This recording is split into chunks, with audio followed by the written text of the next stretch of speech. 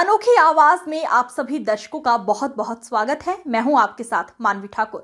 शुरुआत करते हैं आज की खास खबर के साथ। दिल्ली विधानसभा चुनाव से पहले आम आदमी पार्टी के मुखिया अरविंद केजरीवाल ने मंदिर के पुजारी और गुरुद्वारों के ग्रंथियों को 18,000 रुपए सम्मान राशि देने की घोषणा की है। उन्होंने कहा कि अगर आप फिर से सत्ता में लौटती है तो ये राशि दी जाएगी। केजरीवाल के वादे पर भारतीय जनता पार्टी लगातार हमलावर है। बीजेपी ने पूर्व सीएम को चुनावी हिंदू तक बता दिया। बीजेपी ने आप प्रमुख अरविंद केजरीवाल का एक पोस्टर भी जारी किया है। दिल्ली बीजेपी ने एक्स पर पोस्ट कर लिखा है, चुनावी हिंदू केजरीवाल जो 10 साल से इमामों को सैलरी बांटता रहा, जो खुद और उनकी नानी प्रभु श्री राम का मंदिर बनने से खुश नहीं थे, जिसने मंदिर और गुरुद्वारों के बाहर शराब के ठेके खोले, जिसकी पूरी राजनीति हिंदू विरोधी रही, उसे अब चुनाव आते ही पुजारियों और ग्रंथियों की याद आई। भगवान की पूजा करने वाले लोगों को पूजा करवाने वाले पुजारियों को और गुरुद्वारे में ग्रंथियों को हर महीने सम्मान राशि देने का प्रावधान है। हम जानते हैं कि किस तरह से एक पुजारी हमारे सुख दुख सब में काम आता है।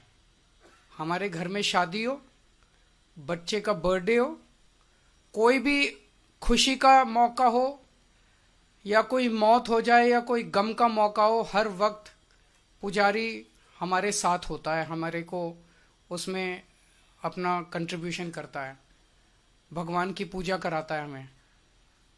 ये वो तबका है जिसने सदियों सदियों से हमारी परंपराओं, हमारे रीति रिवाजों, इसको पीढ़ी दर पीढ़ी, एक तरह से जो गुरु शिष्य परंपरा पीढ़ी दर पीढ़ी इसने आगे बढ़ाया है, हमारे संस्कारों को, हमारी रीति रिवाजों को, हमारे परंपराओं को। लेकिन इसने कभी भी अपने परिवार की तरफ ध्यान नहीं दिया और कभी भी हम लोगों ने इनकी तरफ ध्यान नहीं दिया। हम मंदिर जाते हैं, पूजा करते हैं, लेकिन कभी भी इनकी तरफ हमने ध्यान नहीं दिया। आज इस योजना के जरिए हम इसे, मैं वेतन या तनख्वाह नहीं कहूंगा, एक तरह से इनका सम्मान करने के लिए इसकी घोषणा कर रहे हैं कि लगभग 18,000 रुपये महीना इनको सम्मान राशि दी जाएगी हमारी सरकार बनने पर। यह देश में पहली बार हो रहा है। आज तक कभी किसी पार्टी, किसी सरकार ने ऐसा नहीं किया। यह पहली बार हो रहा है। जैसे दिल्ली में हमने कई काम पहली बार किए, स्कूल अच्छे किए, पहली बार किए, अस्पताल अच्छे किए, पहली बार किए, महिलाओं के लिए बस यात्रा फ्री करी, पहली बार करी।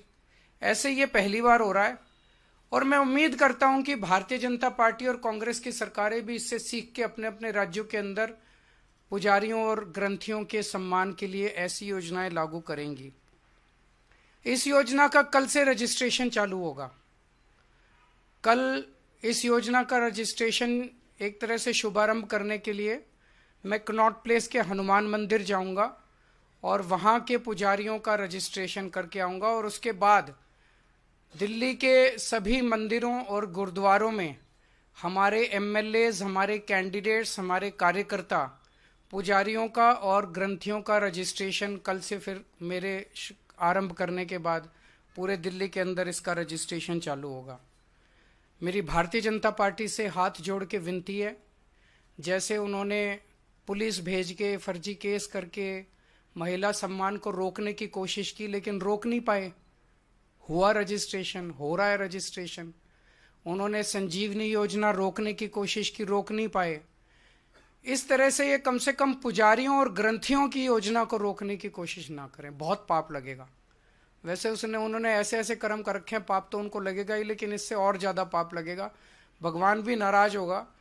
एक तरह से पुजारी और ग्रंथी हमारे और भगवान के बीच में एक ब्रिज का काम करते हैं, सेतु का काम करते हैं, हमारी प्रार्थनाओं को भगवान तक पहुंचाते हैं। तो अगर आप पुजारियों को तंग करोगे, ग्रंथियों को परेशान करोगे, उनके पास पुलिस भेजोगे, तो जाहिर तौर पे उनके मन से बद्दुआ ही निकलेगी। अगर आपके कोई प्रश्न है तो। हाँ जी, हाँ जी।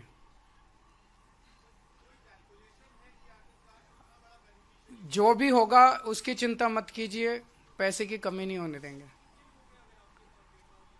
जब रजिस्ट्रेशन पूरा हो जाएगा तो बता देंगे कि कितने लोगों ने रजिस्टर किया।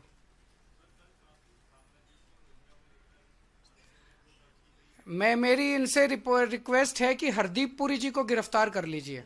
उनके पास सारा डेटा है, कहाँ कहाँ उन्होंने रोहिंग्यों को बसाया, उन्होंने ट्वीट करके बताया है। ये इतनी मेहनत कर रहे हैं, जरूरत क्या है, नौटंकी क्यों कर रहे हैं?